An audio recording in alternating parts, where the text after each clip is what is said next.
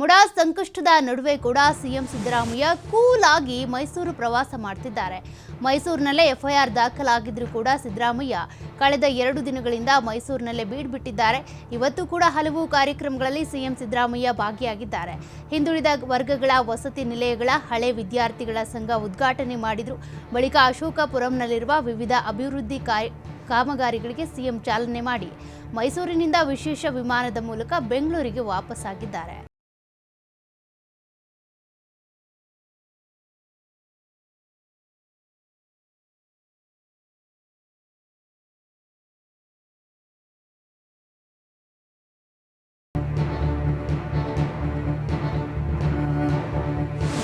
ನನಗೆ ವೈದ್ಯನಾಗುವ ಆಸೆ ಇತ್ತು ಅಂತ ಮೈಸೂರು ಮೆಡಿಕಲ್ ಕಾಲೇಜು ಶತಮಾನೋತ್ಸವ ಕಾರ್ಯಕ್ರಮದಲ್ಲಿ ಸಿಎಂ ಸಿದ್ದರಾಮಯ್ಯ ಹೇಳಿದ್ದಾರೆ. ಈ ಕಾಲೇಜಿನಲ್ಲಿ ನನಗೆ ಓದಬೇಕು ಅಂತ ಬಹಳ ಆಸೆ ಇತ್ತು. ಈ ಕಾಲೇಜು ಪ್ರಾರಂಭವಾದಾಗ ಇದ್ದ ವಿದ್ಯಾರ್ಥಿಗಳು ಈಗ ಯಾರೂ ಬದುಕಿಲ್ಲ. ಬದುಕಿರಲೇಬೇಕು ಅಂದರೆ ಅವರಿಗೆ ಕನಿಷ್ಠ 118 ವರ್ಷ ಆಗಿರಬೇಕು. ವಿಧಾನ ಪರಿಷತ್ ಸದಸ್ಯ ಡಾಕ್ಟರ್ ತಿಮ್ಮಯ್ಯ ಇದೇ ಕಾಲೇಜಿನ ಹಳೆ ವಿದ್ಯಾರ್ಥಿ ಅಂತ ಸಿಎಂ ಸಿದ್ದರಾಮಯ್ಯ ತಮ್ಮ ಹಳೆಯ ನೆನಪುಗಳನ್ನು ಹಂಚಿಕೊಂಡ್ರು. ನಾನು ಪಕ್ಕದಲ್ಲಿ ಹೈಸ್ಕೂಲ್ ಓದ್ತಾ ಇದ್ದೆ, ವಿದ್ಯಾವರ್ಧಕ ಹೈಸ್ಕೂಲ್. ಇಲ್ಲಿ ಓದಬೇಕು ಅಂತ ಬಹಳ ಆಸೆ ಇತ್ತು ನನಗೆ. ಮೈಸೂರು ಮೆಡಿಕಲ್ ಕಾಲೇಜಿನಲ್ಲಿ ಓದಬೇಕು ಅಂತ. ನಮ್ಮೂರಿನವನೊಬ್ಬನು ನನಗಿಂತ 1 ವರ್ಷ ಸೀನಿಯರ್ ಹೈಸ್ಕೂಲ್ನಲ್ಲಿ, ಇದೇ ಹೈಸ್ಕೂಲಲ್ಲಿ ಓದ್ತಾ ಇದ್ದ.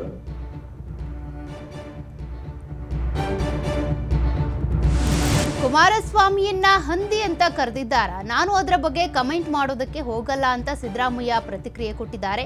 ಎಡಿಜಿಪಿ ಮೇಲೆ ಕುಮಾರಸ್ವಾಮಿ ಅಲಿಗೇಷನ್ ಆರೋಪ ಮಾಡಿದ್ದಾರೆ. ಅದಕ್ಕೆ ಎಡಿಜಿಪಿ ಅವರು ಉತ್ತರ ಕೊಡ್ತಾರೆ ಅಷ್ಟೇ. ಎಡಿಜಿಪಿ ಕುಮಾರಸ್ವಾಮಿ ಅವರಿಗೆ ಹಂದಿ ಅಂತ ಹೇಳಿಲ್ಲ, ಅವರ ಬಗ್ಗೆ ನಾನು ಪ್ರತಿಕ್ರಿಯೆ ಕೊಡೋದಿಲ್ಲ ಅಂತ ಸಿದ್ದರಾಮಯ್ಯ ಹೇಳಿದರು. ಅವರು ಎಡಿಜಿಪಿ ಮೇಲೆ ಅಲರ್ಟ್, ಎಡಿಜಿಪಿ ಅಲಿಗೇಷನ್ ಮಾಡಿದ್ದಾರೆ. ಅವರು ಉತ್ತರ ಕೊಟ್ಟಿದ್ದಾರೆ ಅಷ್ಟೇ ಗೊತ್ತಿರೋದು. ಈಗ ತಪ್ಪು ಮಾಡಿಬಿಟ್ಟಿದ್ದಾರೆ. ಅಧಿಕಾರಿಗಳ ಮೇಲೆ ಟೀಕೆ ಮಾಡೋದು ಇದೆಯಲ್ಲ, ಯಾಕೆ ಮಾಡ್ತಾರೆ? ಕಾನೂನು ಬಾಹಿರವಾಗಿ ಮಾಡಿದ್ರೆ ಟೀಕೆ. ನಾನು I do not want to comment on that. MUDA ಕೇಸ್ನಲ್ಲಿ ಸಿಎಂ ಸಿದ್ದರಾಮಯ್ಯ ನೇರವಾಗಿ ಭಾಗಿಯಾಗಿದ್ದರೆ ರಾಜೀನಾಮೆ ಕೊಡ್ತಾರೆ ಅಂತ ಮಂಡ್ಯದಲ್ಲಿ ಕೃಷಿ ಸಚಿವ ಚಲುವರಾಯಸ್ವಾಮಿ ಅವರು ಹೇಳಿಕೆ ಕೊಟ್ಟಿದ್ದಾರೆ. ಬಿಎಸ್ವೈ ಎಚ್ಡಿಕೆ ಡಿನೋಟಿಫಿಕೇಶನ್ ಅಲ್ಲಿ ಭಾಗಿಯಾಗಿದ್ದಾರೆ. ಸುಪ್ರೀಂ ಕೋರ್ಟ್ ಕೇಸ್ ತನಿಖೆ ಮಾಡಿದೆ. ಲೋಕಾಯುಕ್ತದಲ್ಲೂ ತನಿಖೆ ಆಗ್ತಾ ಇದೆ. ಮುಡಾ ಕೇಸ್ನಲ್ಲಿ 100ಕ್ಕೆ 100ರಷ್ಟು ಸಿದ್ದರಾಮಯ್ಯ ಪಾತ್ರ ಇಲ್ಲ. ರಾಜ್ಯಪಾಲರು ರಾಜಕೀಯ ಪ್ರೇರಿತ ತೀರ್ಮಾನ ಕೊಟ್ಟಿದ್ದಾರೆ. ನಿರ್ಮಲಾ ಸೀತಾರಾಮನ್ ಹಾಗೂ ನಡ್ಡಾರವರ ಮೇಲೂ ತನಿಖೆ ಆಗಬೇಕು. ಕುಮಾರಸ್ವಾಮಿ ಅವರು ಕೂಡ ರಾಜೀನಾಮೆ ಕೊಡಬೇಕಿತ್ತಲ್ವಾ? ಎಲ್ರಿಗೂ ಒಂದೇ ನ್ಯಾಯ, ಒಬ್ಬೊಬ್ಬರಿಗೆ ಒಂದೊಂದು ರೀತಿ ನ್ಯಾಯ ಅಲ್ವಲ್ಲ ಅಂತ ಚಲುವರಾಯಸ್ವಾಮಿ ಹೇಳಿಕೆ ಕೊಟ್ಟಿದ್ದಾರೆ. ಸಿದ್ದರಾಮಯ್ಯನವರು ನೇರವಾಗಿ ಇನ್ವಾಲ್ವ್ ಆಗಿದ್ದರೆ ಖಂಡಿತ ಅದು ಮಾರಲ್ ರೆಸ್ಪಾನ್ಸಿಬಿಲಿಟಿ ತಗೊಂಡು ರಿಸಿಗ್ನೇಷನ್ ಕೊಡಬೇಕು. ಹಿಂದೆ ಅವರೇ ಸಾಕಷ್ಟು ಸನ್ನಿವೇಶಗಳಲ್ಲಿ ಕೆಲವರಿಗೆ ರಿಸಿಗ್ನೇಷನ್ನ ಡಿಮ್ಯಾಂಡ್ ಮಾಡಿದ್ದಾರೆ, ಸತ್ಯ. ಬಟ್ ಅದು ಇದರಲ್ಲಿ ಈಗ ಮೊನ್ನೆ ಯಡಿಯೂರಪ್ಪನವರು, ಕುಮಾರಸ್ವಾಮಿಯವರು ಒಂದು ಯಾವುದು ಡಿನೋಟಿಫಿಕೇಷನಲ್ಲಿ ಇನ್ವಾಲ್ವ್ ಆಗಿದ್ದಾರೆ. ಈಗ ಸುಪ್ರೀಂ ಕೋರ್ಟಲ್ಲಿ ಕೇಸು ಅವ್ರಿಗೆ. ಬೆಳಗಾವಿ ಜಿಲ್ಲೆ ರಾಮದುರ್ಗದಲ್ಲಿ ಶಾಸಕ ಬಸನಗೌಡ ಪಾಟೀಲ್ ಯತ್ನಾಳ್ ಕಾಂಗ್ರೆಸ್ ವಿರುದ್ಧ ವಾಗ್ದಾಳಿ ನಡೆಸಿದ್ದಾರೆ. ಜಿಲ್ಲಾ ಪಂಚಾಯಿತಿ ಎಲೆಕ್ಷನ್ನಲ್ಲಿ ಜಾತಿ ಜಗಳವಾಡಿ, ಆದರೆ ಎಂಪಿ ಎಂಎಲ್ಎ ಎಲೆಕ್ಷನ್ ಬಂದಾಗ ಗಟ್ಟಿಯಾಗಿ ನಿಲ್ಲಿ. ಕಾಂಗ್ರೆಸ್ನವರು ಎಷ್ಟು ಕೇಸ್ ಹಾಕ್ತಿರೋ ಹಾಕಿ, ಮತ್ತೆ ನಮ್ಮ ಬಿಜೆಪಿ ಸರ್ಕಾರನೇ ಬರುತ್ತೆ. ಜನರ ಆಶೀರ್ವಾದ ನೋಡ್ತಾ ಇದ್ರೆ ಮುಂದಿನ ಬಿಜೆಪಿ ಮುಖ್ಯಮಂತ್ರಿ ನಾನೇ ಆಗ್ತೀನಿ. ನಾನು ಸಿಎಂ ಆದರೆ ಹೊಸ ಯುಗ ಪ್ರಾರಂಭವಾಗುತ್ತೆ. ಎಲ್ಲ ಹಿಂದೂ ಸಮಾಜದ ಜನರಿಗೆ ನ್ಯಾಯ ಕೊಡಬೇಕು. ಇನ್ನು ಹಿಂದುತ್ವದ ಬಗ್ಗೆ ನಾನು ಸಿಟಿ ರವಿ ಮುತಾಲಿಕ್ ಅಷ್ಟೇ ಮಾತನಾಡ್ತೀವಿ. ನಾವು ರಾತ್ರಿ ಸಮಯ ಸಿದ್ದರಾಮಯ್ಯ ಹಾಗೂ ಡಿಕೆ ಶಿವಕುಮಾರ್, ಜಮೀರ್ ಅಹಮದ್ ಮನೆಗೆ ಹೋಗೋದಿಲ್ಲ. ನಮಗೆ ಹಿಂದೂ ವೋಟ್ಗಳು ಮಾತ್ರ ಸಾಕು ಅಂತ ಯತ್ನಾಳ್ ಕಿಡಿಕಾರಿದ್ದಾರೆ. ಮತ್ತೆ ನಮ್ಮ ಸರ್ಕಾರ ಬರ್ತೈತೆ, ನಮ್ಮ ಸರ್ಕಾರ ಎಲ್ಲ ಮಾಫಿ ಆಗ್ತಾವ.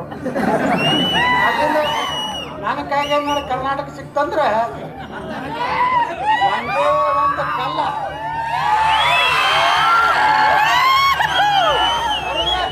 ನಿಮ್ಮ ಆಶೀರ್ವಾದ ನೋಡಿದ್ರೆ ಗ್ಯಾರಂಟಿ ನಾನು ಮುಂದಿನ ಬಿಜೆಪಿ ಮುಖ್ಯಮಂತ್ರಿ ನಾನೇ.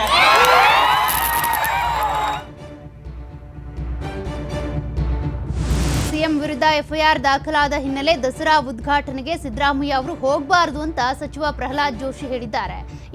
ಈಗ ಹುಬ್ಬಳ್ಳಿಯಲ್ಲಿ ಮಾತನಾಡಿದಂತ ಅವರು ಸಿದ್ದರಾಮಯ್ಯ ಅವರು ಯಾವುದೇ ಕಡತಗಳಿಗೂ ಕೂಡ ಸಹಿ ಹಾಕಬಾರದು, ಅವರು ದಪ್ಪ ಚರ್ಮದವರಾಗಿರೋದ್ರಿಂದ ಇದೆಲ್ಲವನ್ನೂ ಕೂಡ ಅವ್ರು ಕೇಳೋದಿಲ್ಲ. ಅಲ್ಲದೆ ಹೈಕಮಾಂಡ್ಗೆ ಸಿದ್ದರಾಮಯ್ಯ ಬ್ಲಾಕ್ ಮೇಲ್ ಮಾಡ್ತಾ ಇದ್ದಾರೆ, ನೀವು ಬೇಲ್ ಮೇಲೆಯೇ ಇದ್ದೀರಿ ಅಂತ ಅವರು ಎಚ್ಚರಿಕೆ ಕೊಡ್ತಿದ್ದಾರೆ ಅಂತ ಪ್ರಹ್ಲಾದ್ ಜೋಶಿ ವಾಗ್ದಾಳಿ ನಡೆಸಿದ್ದಾರೆ. ಅವ್ರು ಏನೂ ಮಾಡಬಾರ್ದು, ಆದ್ರೆ ಅವ್ರಿಗೆ ದಪ್ಪ ಚರ್ಮದವರು, ಹಿಂಗಾಗಿ ಅವ್ರು ಎಲ್ಲವನ್ನೂ ಮಾಡ್ತಾರೆ. ಅವ್ರು ಏನೂ ಮಾಡಬಾರ್ದು, ಈಗ ಅಧಿಕಾರನೇ ಅವರು ಯಾವುದೇ ರೀತಿಯಾದಂಥ ಪ್ರಮುಖ ಅವ್ರ ತಕ್ಷಣ ರಾಜೀನಾಮೆ ಕೊಡ್ಬೇಕನ್ನೋ ಪ್ರಶ್ನೆ ಇದ್ದಾಗ ಅವ್ರು ಉದ್ಘಾಟನೆ ಮಾಡೋ ಪ್ರಶ್ನೆಯಲ್ಲಿ ಬರ್ತದೆ. ಮರ್ಯಾದೆ ಇದ್ರೆ ಅವರು ದಸರಾ ಬಿಡ್ರಿ, ದಸರಾ ಒಂದು ಪವಿತ್ರವಾದಂತಹ ನಾಡಿನ ಉತ್ಸವ, ಇನ್ನು ಯಾವುದೂ ಮಾಡಬಾರ್ದು. ಅವ್ರು ಸಿಂಪಲ್ ಸಿಗ್ನೇಚರ್ ಸೈನ್ ಹಾಕಬಾರ್ದು ಅವರು. ಇನ್ನು ಆದ್ರೆ ಅವರು ಈ ಹಿಂದೆ ಬಿಎಸ್ವೈ ಮೇಲೆ ಆರೋಪ ಬಂದಾಗ ಸಿದ್ದರಾಮಯ್ಯನವರು ನೈತಿಕ ಹೊಣೆ ಹೊತ್ತು ರಾಜೀನಾಮೆ ನೀಡಿ ಅಂತ ಆಗ್ರಹಿಸಿದ್ರು. ಈಗ ಸಿಎಂ ಸಿದ್ದರಾಮಯ್ಯಗೆ ನೈತಿಕತೆ ಎಲ್ಲಿಗೆ ಹೋಗಿದೆ ಅಂತ ಬಿಜೆಪಿ ಶಾಸಕ ಅಭಯ ಪಾಟೀಲ್ ತಿರುಗೇಟು ಕೊಟ್ಟಿದ್ದಾರೆ. ಸಿಎಂ ಸಿದ್ದರಾಮಯ್ಯ ಅಧಿಕಾರಕ್ಕೆ ಅಂಟಿಕೊಳ್ಳೋದಿಲ್ಲ ಅಂತ ಗೌರವ ಇತ್ತು, ಆದ್ರೆ ಈಗ ಕುರ್ಚಿಗೆ ಅಂಟಿಕೊಳ್ಳುವುದಲ್ಲ, ಫೆವಿಕಲ್ ಹಚ್ಕೊಂಡು ಕೂತ್ಬಿಟ್ಟಿದ್ದಾರೆ. ರಾಜ್ಯದ ಮರ್ಯಾದೆ ದೃಷ್ಟಿಯಿಂದ ರಾಜೀನಾಮೆ ಕೊಡಬೇಕು ಅಂತ ಆಗ್ರಹಿಸಿದ್ದಾರೆ. ಅವಾಗ ಸಿದ್ದರಾಮಯ್ಯನವರು ಹೇಳಿದ್ರಲ್ಲ, ನೈತಿಕತೆ ಹೊತ್ತು ಅವರು ಸ್ಟೈಲ್ನಾಗ ಹೇಳಿದ್ರು, ನೈತಿಕತೆ ಹೊತ್ತು ಮುಖ್ಯಮಂತ್ರಿಗಳಂತ ಯಡಿಯೂರಪ್ಪನವರು ರಾಜೀನಾಮೆ ಕೊಡಬೇಕು. ಈಗ ಎಲ್ಲಿ ಹೋಗಿದ್ದು ನೈತಿಕತೆ? ಅವ್ರಿಗೆ ಯಡಿಯೂರಪ್ಪನವ್ರಿಗೆ ಒಂದು ಕಾಯ್ದೆ, ನಿಮಗೊಂದು ಕಾಯ್ದೆ ಒಂದಿದ್ದು. ನಿಜವಾಗಿ ಅವ್ರಿಗೇನಾದರೂ ನೈತಿಕತೆ ಇದ್ದರೆ ಸಿದ್ದರಾಮಯ್ಯ ಸಾಹೇಬ್ರ ಬಗ್ಗೆ ಭಾಳ ಜನರಿಗೆ ಗೌರವ ಇತ್ತು ಮೊದಲ ಅವರ ಅಧಿಕಾರ. ಬಿಜೆಪಿಯವರು ಬ್ಲಾಕ್ ಮೇಲ್ ಮಾಡಿಕೊಂಡೇ ಬಂದಿದ್ದಾರೆ, ದುಡ್ಡು ಹೊಡೆಯೋಕೆ ಇವರು ಯಾವ ಪಕ್ಷವನ್ನು ಬಿಡೋದಿಲ್ಲ ಅಂತ ಬೆಂಗಳೂರಿನಲ್ಲಿ ಸಚಿವ ಪ್ರಿಯಾಂಕ್ ಖರ್ಗೆ ಗಂಭೀರ ಆರೋಪ ಮಾಡಿದ್ದಾರೆ. ಚುನಾವಣಾ ಬಾಂಡ್ ಮೂಲಕ ಇದರ ಭಾಗವಾಗಿದೆ. ಎಸ್ಬಿಐ ಬಿಟ್ಟರೆ ಯಾರಿಗೂ ಬಾಂಡ್ನ ಪೂರ್ಣ ಮಾಹಿತಿ ಕೂಡ ಇಲ್ಲ. ಎಸ್ಬಿಐ ಮಾಹಿತಿ ಪ್ರಕಾರ ಬಿಜೆಪಿಗೆ ಅತಿ ಹೆಚ್ಚು ಬಾಂಡ್ ಬಂದಿದೆ ಅಂತ ಪ್ರಿಯಾಂಕ್ ಖರ್ಗೆ ಆರೋಪಿಸಿದ್ದಾರೆ. ಬಿಜೆಪಿ ಸರ್ಕಾರ ಪೊಲಿಟಿಕಲ್ ಫಂಡಿಂಗ್ಗೋಸ್ಕರ, ಅಂದರೆ ರಾಜಕೀಯ ಪಕ್ಷಗಳಿಗೆ ಪಾರದರ್ಶಕವಾಗಿ ಅವರಿಗೆ ಅನುದಾನ ಸಿಗಬೇಕು, ಡೊನೇಷನ್ ಸಿಗಬೇಕು ಅಂದ್ಬಿಟ್ಟು SBI ಮುಖಾಂತರ, ಬೇರೆ ಯಾವುದೂ ಅಲ್ಲ, ಬರೀ ಸ್ಟೇಟ್ ಬ್ಯಾಂಕ್ ಆಫ್ ಇಂಡಿಯಾ ಮುಖಾಂತರ ಅವರು ಬಾಂಡ್ಸ್ ತರಬೇಕು ಅಂತ ಹೇಳ್ತಾರೆ. ಬಾಂಡ್ಸ್ ತರೋದ್ರಲ್ಲಿ ಏನು ತೊಂದರೆ ಇಲ್ಲ, ಆದರೆ ಇದು ಅನಾನಿಮಸ್ ಬಾಂಡ್ಸ್, ಗೌಪ್ಯವಾಗಿರುತ್ತೆ. ಬುದ್ಧರನ್ನ ಹೊಗಳುವ ಭರದಲ್ಲಿ ಹಿಂದೂ ಧರ್ಮದ ಬಗ್ಗೆ ಹಿರಿಯ ಸಾಹಿತಿ ಪ್ರೊಫೆಸರ್ KS ಭಗವಾನ್ ವಿವಾದಾತ್ಮಕ ಹೇಳಿಕೆ ನೀಡಿದ್ದಾರೆ. ಮೈಸೂರಿನ ಮಹಿಷಾ ದಸರಾದಲ್ಲಿ ಮಾತನಾಡಿದ ಅವರು, ಹಿಂದೂ ಧರ್ಮ ಅಂದ್ರೆ ಅದು ಹಿಂದೂಗಳ ಧರ್ಮ ಅಲ್ಲ, ಅದು ಬ್ರಾಹ್ಮಣರ ಧರ್ಮ. ದೇವಸ್ಥಾನ ಕಟ್ಟೋದು ಶೂದ್ರರು, ಆದ್ರೆ ದೇವಸ್ಥಾನದ ಒಳಗೆ ಇರೋರು ಬ್ರಾಹ್ಮಣರು. ದೇವಸ್ಥಾನ ಕಟ್ಟಿದ ಶೂದ್ರರನ್ನೇ ಒಳಗೆ ಬಿಟ್ಕೊಳ್ಳೋದಿಲ್ಲ. ಶೂದ್ರರಿಗೆ ಮಾನ ಇದ್ರೆ ದೇಗುಲಕ್ಕೆ ಹೋಗಬಾರ್ದು ಅಂತ ವಿವಾದಾತ್ಮಕ ಹೇಳಿಕೆ ಕೊಟ್ಟಿದ್ದಾರೆ. 1930ನೇ ಇಸ್ವಿ ಹಿಂದೂ ಅನ್ನೋ ಶಬ್ದ ಬಂದಿತ್ತು. ಆಮೇಲೆ ಅದನ್ನ ಇಂಗ್ಲಿಷ್ನವ್ರು ಬಂದ ಮೇಲೆ ಮುಸ್ಲಿಮರಿಗೂ ಅವ್ರಿಗೂ ಜಗಳ ಆಯ್ತಲ್ಲ, ಅವರು ನಮ್ಮ ದೇಶವನ್ನು ಆಕ್ರಮಿಸ್ಕೊಂಡ್ರು. ಇಬ್ಬರಿಗೂ ಭೇದ ಭಾವ ಮಾಡಲಿಕ್ಕೆ, ಪ್ರತ್ಯೇಕ ಮಾಡಲಿಕ್ಕೆ ಹಿಂದೂಗಳು ಮುಸ್ಲಿಮರು ಅಂತ ಅವ್ರು ಹೇಳ. ರಾಜ್ಯ ಬಿಜೆಪಿಯಲ್ಲಿ ವಿಜಯೇಂದ್ರ ನಾಯಕತ್ವವನ್ನ ಅಸಮಾಧಾನಿತರು ಬಿಲ್ಕುಲ್ ಒಪ್ತಾ ಇಲ್ಲ. ಈ ಬಗ್ಗೆ ದಿನ ಕಳೆದ್ರೂ ಕೂಡ ಆಕ್ರೋಶ ಕಡಿಮೆ ಆಗ್ತಾನೆ ಇಲ್ಲ. ಈಗಾಗಲೇ RSS ನಾಯಕರು ಸೂಚನೆ ನೀಡಿದ್ರು ಯಾವುದೇ ಪ್ರಯೋಜನ ಕೂಡ ಇಲ್ಲದಂತೆ ಆಗಿದೆ. ಹೀಗಾಗಿ ಭಿನ್ನರ ಬಣದಿಂದ ದಾವಣಗೆರೆಯಲ್ಲಿ ಮಹತ್ವದ ಸಭೆ ಮಾಡಲಿದ್ದಾರೆ. ಈ ವೇಳೆ ಬಿಜೆಪಿ ಅತೃಪ್ತರ ಬಣದಿಂದ ವಿಜಯೇಂದ್ರ ನಾಯಕತ್ವದ ವಿರುದ್ಧ ಬಹಿರಂಗ ವಾಗ್ದಾಳಿ ಮಾಡೋ ಸಾಧ್ಯತೆ ಇದೆ. ಸಭೆಯಲ್ಲಿ ಮಾಜಿ ಸಂಸದ GM ಸಿದ್ದೇಶ್ವರ, ರಮೇಶ್ ಜಾರಕಿಹೊಳಿ, ಯತ್ನಾಳ್ ಸೇರಿದಂತೆ ಹಲವರು ಭಾಗಿಯಾಗಲಿದ್ದಾರೆ. ಚನ್ನಪಟ್ಟಣ ಬೈ ಎಲೆಕ್ಷನ್ ಟಿಕೆಟ್ಗೆ ಸಂಬಂಧಪಟ್ಟಂತೆ ಬಿಜೆಪಿ JDSನಲ್ಲಿ ಈಗಾಗಲೇ ಗುದ್ದಾಟ ಶುರುವಾಗಿದೆ. ಇದ್ರ ಬಗ್ಗೆ ನಾನು ಯೋಚನೆ ಮಾಡಿಲ್ಲ ಅಂತ ಮೈತ್ರಿ ಟಿಕೆಟ್ ತಪ್ಪಿದ್ರೆ ಕಾಂಗ್ರೆಸ್ ಪಕ್ಷ ಸೇರುವ ವಿಚಾರವಾಗಿ MLC CP ಯೋಗೇಶ್ವರ್ ಹೇಳಿಕೆ ಕೊಟ್ಟಿದ್ರು. ಈ ಬಗ್ಗೆ ಮಂಡ್ಯದಲ್ಲಿ ಮಾತನಾಡಿದ ಅವರು, ಈ ರಾಜಕಾರಣದಲ್ಲಿ ಏನ್ ಬೇಕಾದರೂ ಆಗಬಹುದು, ಅಲ್ಲದೆ ಕಾಂಗ್ರೆಸ್ನಿಂದ ಯಾರು ನನ್ನನ್ನ ಭೇಟಿ ಮಾಡಿಲ್ಲ. ರಾಜಕಾರಣದಲ್ಲಿ ನಾವು ನೀವು ಯಾರು ಊಹೆ ಮಾಡದ ಘಟನೆಗಳು ನಡೆದ್ಬಿಡ್ತವೆ. ಪಕ್ಷಾಂತರ ಮಾಡುವ ಯಾವುದೇ ಆಲೋಚನೆ ಕೂಡ ನನಗಿಲ್ಲ. ಇನ್ನು ಸ್ಪರ್ಧೆ ಮಾಡುವಂತೆ ಒತ್ತಡ ಇದೆ, ಮುಂದೆ ನೋಡ್ತೀನಿ ಅಂತ ಹೇಳಿದ್ರು. ಸಮಯ ಬರಲಿ ನೋಡೋಣ. ಆ ಥರ ಯಾವುದೂ ಆಲೋಚನೆ ನಾನು ಮಾಡಲಿಲ್ಲ. ರಾಜಕಾರಣದಲ್ಲಿ ಏನು ಹೇಳೋಕ್ಕಾಗೋದಿಲ್ಲ. ಕಾಂಗ್ರೆಸ್ಸಿಂದ ಏನು ಯಾರು ನನ್ನ ಜೊತೆ ಚರ್ಚೆ ಮಾಡಲಿಲ್ಲ. ಸ್ಪರ್ಧೆ ಮಾಡಬೇಕು ಅಂತೇಳಿ ಭಾಳ ಒತ್ತಡ ಇದೆ. ನೋಡ್ತೀನಿ ಮುಂದೆ ಏನು ಬೇಕಾದ್ರೂ ಆಗ್ಬೋದ್ರಿ. ನೀವು ನೋಡ್ತಾ ಇದ್ದೀರಲ್ಲ, ನಾವು ನೀವು ಯಾರು ಊಹೆ ಮಾಡಿದಂಥ ಘಟನೆಗಳೇ ಘಟಿಸ್ತಾ ಇವೆ ಇವತ್ತು ರಾಜ್ಯದಲ್ಲಿ. ನೋಡೋಣ ಮುಂದೆ ಏನೇನ. ಕೇಂದ್ರ ಸಚಿವೆ ನಿರ್ಮಲಾ ಸೀತಾರಾಮ್ ಸೇರಿದಂತೆ ಬಿಜೆಪಿಯ ಹಲವರ ವಿರುದ್ಧ ಎಫ್ಐಆರ್ ದಾಖಲಾಗ್ತಾ ಇದ್ದಂತೆ ಪ್ರಕರಣ ವರ್ಗಾವಣೆ ಕೋರಿ ತಿಲಕ್ನಗರ ಠಾಣೆ ಪೊಲೀಸರು ಪತ್ರ ಬರೆದಿದ್ದಾರೆ. ವಿಶೇಷ ತಂಡಕ್ಕೆ ಕೇಸ್ ವರ್ಗಾವಣೆ ಮಾಡೋದಕ್ಕೆ ಮನವಿ ಮಾಡಿದ್ದಾರೆ. ಆಗ್ನೇಯ ವಿಭಾಗದ ಡಿಸಿಪಿಗೆ ಪತ್ರವನ್ನು ಬರೆದಿದ್ದಾರೆ. ದೂರುದಾರ 8,000ಕ್ಕೂ ಹೆಚ್ಚು ಚುನಾವಣಾ ಬಾಂಡ್ ಸುಲಿಗೆ ಆರೋಪ ಮಾಡಿದ್ದು, ಈ ಹಿನ್ನೆಲೆ ವಿಶೇಷ ತನಿಖಾ ತಂಡಕ್ಕೆ ಮನವಿ ಮಾಡಿ ಪತ್ರ ಬರೆದಿದ್ದಾರೆ. ಸಿಸಿಬಿ ಹಾಗೂ ಸಿಐಡಿ ಇಲ್ಲವಾದಲ್ಲಿ ಸಿಐಡಿಯಲ್ಲೇ ಎಸ್ಐಟಿ ರಚನೆಗೆ ಮನವಿಯನ್ನ ಮಾಡಿಕೊಂಡಿದ್ದಾರೆ. ಹೀಗಾಗಿ ಡಿಸಿಪಿ ಕಮಿಷನರ್ಗೆ ಮನವಿ ಪತ್ರ ರವಾನೆ ಮಾಡಿದ್ದು, ಮುಂದಿನ ವಾರದಲ್ಲೇ ಕಮಿಷನರ್ ಅವರಿಂದ ಡಿಜಿಗೆ ಮನವಿ ಪತ್ರ ರವಾನೆ ಆಗಲಿದೆ.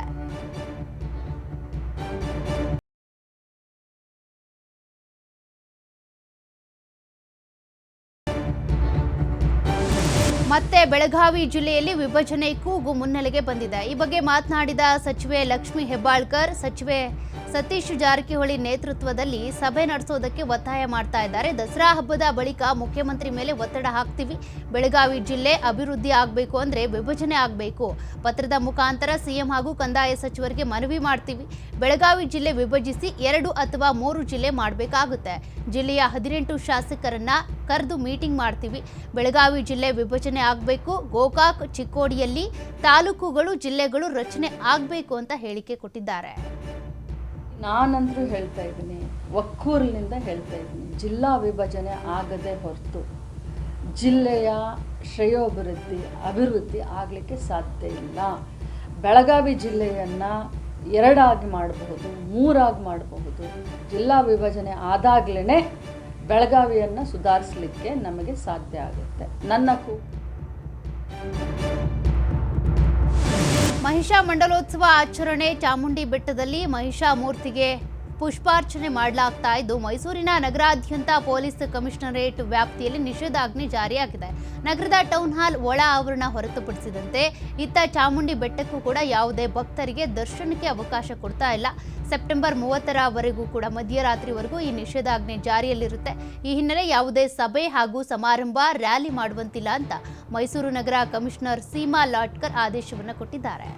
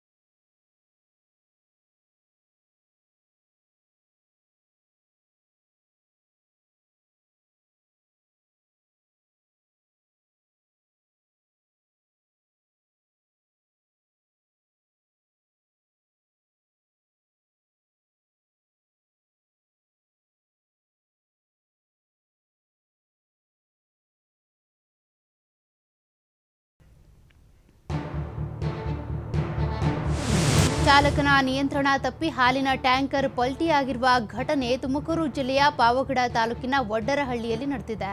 ಬ್ಯಾಡನೂರು ಗ್ರಾಮದಿಂದ ಹಾಲು ತುಂಬಿಕೊಂಡು ಪಾವಗಡದ ಕಡೆ ಬರುವಾಗ ಹಾಲಿನ ಟ್ಯಾಂಕರ್ ಪಲ್ಟಿ ಆಗ್ಬಿಟ್ಟಿದೆ.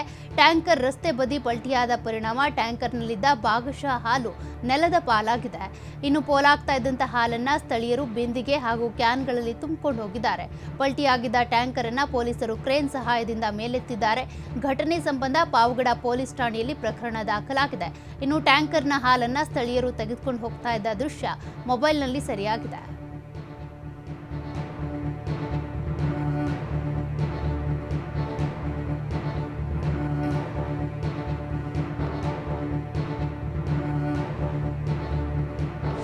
ಹಾಸನದಲ್ಲಿ ಗಣಪತಿ ವಿಸರ್ಜನೆ ವೇಳೆ ಹಿಂದೂ ಮುಸ್ಲಿಂ ಯುವಕರು ಬಾಳೆಹಣ್ಣು ನೀರು ವಿತರಿಸುವ ಮೂಲಕ ಭಾವೈಕ್ಯತೆಯನ್ನ ಪ್ರದರ್ಶಿಸಿದ್ದಾರೆ. ಹಾಸನ ಜಿಲ್ಲೆಯ ಹೊಸಲೈನ್ ರಸ್ತೆಯಲ್ಲಿ ಧರ್ಮ ಸಾಮರಸ್ಯ ಪ್ರದರ್ಶಿಸಿದ್ದಾರೆ. ಗಣಪತಿ ವಿಸರ್ಜನೆ ವೇಳೆ ಮುಸ್ಲಿಂ ಯುವಕರು ರಸ್ತೆಯಲ್ಲಿ ನಿಂತುಕೊಂಡು ಮೆರವಣಿಗೆಯಲ್ಲಿ ಭಾಗಿಯಾಗಿದ್ದಾರೆ. ಜೊತೆಗೆ ಯುವಕರಿಗೆ ಹಣ್ಣು ನೀರು ವಿತರಿಸಿದ್ದಾರೆ. ಇನ್ನು ಈ ಹಿಂದೂ ಮುಸ್ಲಿಂ ಸಾಮರಸ್ಯಕ್ಕೆ ಸಾರ್ವಜನಿಕ ವಲಯದಲ್ಲಿ ಮೆಚ್ಚುಗೆ ವ್ಯಕ್ತವಾಗಿದೆ.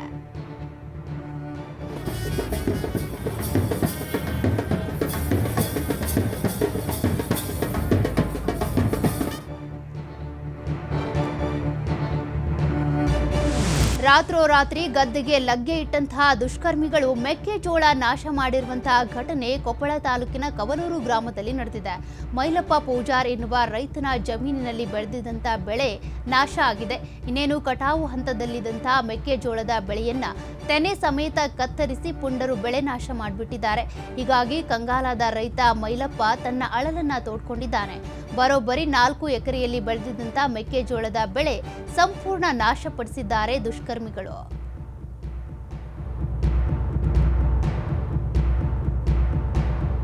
ಹುಬ್ಬಳ್ಳಿಯ ಕಾರ್ಮಿಕ ಇಲಾಖೆಯಲ್ಲಿ ನಡೆದಂತಹ ಲ್ಯಾಪ್ಟಾಪ್ ಕಳ್ಳತನಕ್ಕೆ ಪೊಲೀಸರು ಟ್ವಿಸ್ಟ್ ಕೊಟ್ಟಿದ್ದಾರೆ. ಕಳೆದ 6 ತಿಂಗಳಿಂದ ಕಾರ್ಮಿಕ ಇಲಾಖೆ ಅಧಿಕಾರಿಗಳಿಂದಲೇ 101 ಲ್ಯಾಪ್ಟಾಪ್ಗಳ ಕಳ್ಳತನವಾಗಿದೆ. ಹಳೆ ಹುಬ್ಬಳ್ಳಿ ಠಾಣೆ ಪೊಲೀಸರಿಂದ 50 ಲಕ್ಷ ಮೌಲ್ಯದ ಲ್ಯಾಪ್ಟಾಪ್ಗಳನ್ನು ವಶಕ್ಕೆ ಪಡೆದಿದ್ದಾರೆ. ಪ್ರಕರಣ ಸಂಬಂಧ ಎಸ್ಡಿಎ ಗುತ್ತಿಗೆ ಆಧಾರದ ಮೇಲೆ ಕೆಲಸ ಮಾಡೋ ಸಿಬ್ಬಂದಿ ಭಾಗಿಯಾಗಿದ್ದು ಕಚೇರಿಯ ಕಿಟಕಿಯಿಂದ ಇಳಿದು ಹಂತವಾಗಿ ಲ್ಯಾಪ್ಟಾಪ್ ಕದ್ದು ಮಾರಾಟ ಮಾಡಿದ್ದಾರೆ ಎನ್ನಲಾಗಿದೆ. ಸಿಬ್ಬಂದಿ ಜೊತೆಗೆ ಲ್ಯಾಪ್ಟಾಪ್ ಖರೀದಿಸಿದ್ದಂಥ 20 ಜನರನ್ನು ಕೂಡ ಪೊಲೀಸರು ಬಂಧಿಸಿದ್ದಾರೆ. ಒಟ್ಟಾರೆಯಾಗಿ ಕಾರ್ಮಿಕ ಇಲಾಖೆಯ 6 ಜನ ಸೇರಿ ಒಟ್ಟು 26 ಜನರನ್ನ ಖಾಕಿ ವಶಕ್ಕೆ ಪಡೆದಿದೆ. ಹುಬ್ಬಳ್ಳಿ ಪೊಲೀಸ್ ಠಾಣೆಯಲ್ಲಿ ಇದೇ ತಿಂಗಳು ಒಂದು ಪ್ರಕರಣ ದಾಖಲಾಗಿತ್ತು. ಕಾರ್ಮಿಕ ಇಲಾಖೆಯಲ್ಲಿ ಕಾರ್ಮಿಕರ ಮಕ್ಕಳು ಯಾರು ಇರ್ತಾರೆ ಅವ್ರಿಗೆ ಡಿಸ್ಟ್ರಿಬ್ಯೂಟ್ ಮಾಡಲಿಕ್ಕೆ ಅಂತ ತಂದಿಟ್ಟಿದ್ದಂತಹ ಲ್ಯಾಪ್ಟಾಪ್ಸು ಸುಮಾರು 101 ಸಂಖ್ಯೆಯಲ್ಲಿ ಲ್ಯಾಪ್ಟಾಪ್ಸು ನಾಪತ್ತೆಯಾಗಿದೆ ಅಂತಂದು ಲೇಬರ್ ಡಿಪಾರ್ಟ್ಮೆಂಟ್ ಅಸಿಸ್ಟೆಂಟ್ ಕಮಿಷನರ್ ಅವರು ಸ್ಕೂಟಿಗೆ ಕಾರ್ ಡಿಕ್ಕಿಯಾಗಿ ಓರ್ವ ಶಿಕ್ಷಕನ ಸ್ಥಿತಿ ಗಂಭೀರವಾಗಿದ್ದು ಇನ್ನೋರ್ವ ಶಿಕ್ಷಕನಿಗೆ ಗಾಯಗೊಂಡಿರುವಂತಹ ಘಟನೆ ಕೊಪ್ಪಳ ಜಿಲ್ಲೆಯಲ್ಲಿ ಆಗಿದೆ. ಶಾಸಕ ರಾಘವೇಂದ್ರ ಹಿಟ್ನಾಳ್, ಮಾಜಿ ಸಂಸದ ಕರಡಿ ಸಂಗಣ್ಣ ಗಾಯಾಳುಗಳನ್ನು ಆಸ್ಪತ್ರೆಗೆ ದಾಖಲಿಸಿ ಮಾನವೀಯತೆ ಮೆರೆದಿದ್ದಾರೆ. ಬುದುಗುಂಪ ಬಳಿಯ ಬುಧೇಶ್ವರ ದೇವಸ್ಥಾನ ಕ್ರಾಸ್ ಬಳಿ ಘಟನೆ ನಡೆದಿದ್ದು 55 ವರ್ಷದ ಶಿಕ್ಷಕ ಬೋಜಪ್ಪ ಮೈನಹಳ್ಳಿ ಸ್ಥಿತಿ ಗಂಭೀರವಾಗಿದೆ. 45 ವರ್ಷದ ವಿಜಯಕುಮಾರ್ ದಾವಣಗೆರೆ ಎನ್ನುವವರಿಗೆ ಸಣ್ಣಪುಟ್ಟ ಗಾಯಗಳಾಗಿದ್ದು ಪ್ರಾಣಾಪಾಯದಿಂದ ಪಾರಾಗಿದ್ದಾರೆ. ಇನ್ನು ಡಿಕ್ಕಿ ಹೊಡೆದು ಎಸ್ಕೇಪ್ ಆಗ್ತಿದ್ದ ಕಾರು ಚಾಲಕನನ್ನ ಪೊಲೀಸರು ವಶಕ್ಕೆ ಪಡೆದುಕೊಂಡಿದ್ದಾರೆ. ಮುನಿರಾಬಾದ್ ಪೊಲೀಸ್ ಠಾಣೆಯಲ್ಲಿ ಈ ಪ್ರಕರಣ ದಾಖಲಾಗಿದೆ.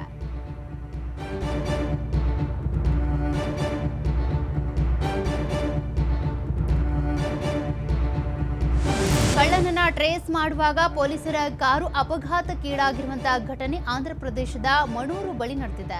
ಅಪಘಾತದಲ್ಲಿ ತುಮಕೂರು ಜಿಲ್ಲೆಯ ಮಧುಗಿರಿ ಠಾಣೆಯ 3 ಪೊಲೀಸರಿಗೆ ಗಂಭೀರ ಗಾಯಗಳಾಗಿದ್ದಾವೆ. ಮಧುಗಿರಿ ಪೊಲೀಸ್ ಠಾಣೆಯಲ್ಲಿ ಕ್ರೈಂ ಸಿಬ್ಬಂದಿ ಪ್ರಕಾಶ್, ಮುದ್ದರಾಜು ಹಾಗೂ ರಮೇಶ್ ಎಂಬುವರನ್ನ ಆಸ್ಪತ್ರೆಗೆ ದಾಖಲಿಸಲಾಗಿದ್ದು ಚಿಕಿತ್ಸೆ ಮುಂದುವರೆದಿದೆ. ಮಧುಗಿರಿ ಪಟ್ಟಣದಲ್ಲಿ ಮಹಿಳೆ ಬಳಿ 70 ಗ್ರಾಂ ಚಿನ್ನದ ಸರ ಕದ್ದು ಕದೀಮನೋರ್ವ ಪರಾರಿಯಾಗಿದ್ದ ಪ್ರಕರಣ ಸಂಬಂಧ ಮಧುಗಿರಿ ಪೊಲೀಸ್ ಠಾಣೆಗೆ ಮಹಿಳೆಯೋರ್ವಳು ದೂರನ್ನ ಕೊಟ್ಟಿತ್ತು. ಕಳ್ಳನನ್ನ ಹಿಡಿಯುವ ಭರದಲ್ಲಿ ವೇಗವಾಗಿ ತೆರಳುತ್ತಾ ಇದ್ದ ವೇಳೆ ಅಪಘಾತ ನಡೆದಿದೆ. ಅದೃಷ್ಟವಶಾತ್ ಪೊಲೀಸ್ ಸಿಬ್ಬಂದಿ ಪ್ರಾಣಾಪಾಯದಿಂದ ಪಾರಾಗಿದ್ದಾರೆ.